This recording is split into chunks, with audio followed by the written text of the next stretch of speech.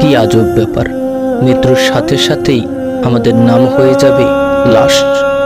লোকে বলবে লাশের পাটা একটু সোজা করো, লাশকে একটু বরফে রাখলে ভালো হয়, লাশকে কবরে নেওয়ার সময় হয়েছে। তখন কেউ আর নাম ধরে ডাকবে না ম্যাডাম বা স্যার বলে, বলবে শুধুই একটা লাশ।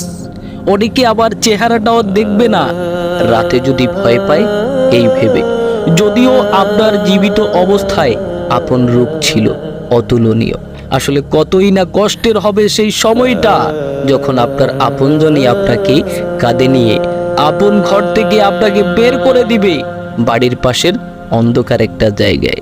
সে জায়গার পাশ দিয়ে হয়তো আপনি হাজারো বার বন্ধু নিয়ে হাসতে হাসতে পথ চলেছিলেন। কত না অসহায় হবে আমরা সেই দিন দেখব, শুনবো, কিন্তু কিছুই বলার থাকবে না। আসলে আমরা কি একটিবারের জন্য চিন্তা করি আমাদের মৃত্যু হবে, মৃত্যুর পর কোথায় থাকব, কি হাল হবে? দুনিয়ার মায়ায়, দুনিয়ার মোহে আমরা অন্ধ হয়ে গেছি। কতজনের হক নষ্ট করেছি, কতজনকে অন্যায়ভাবে আঘাত করেছি, কত মুরব্বীর সাথে বেয়াদবি করেছি। সময় থাকতে সময়ের মূল্য দিচ্ছি না। সৃষ্টিকর্তা আমাদেরকে ডাকেন, তবে আমরা তার ডাকে সাড়া দিচ্ছি না। সময় চলে যাচ্ছে, এখনো সময় আছে। ফিরে আসো তোমার রবের দিকে।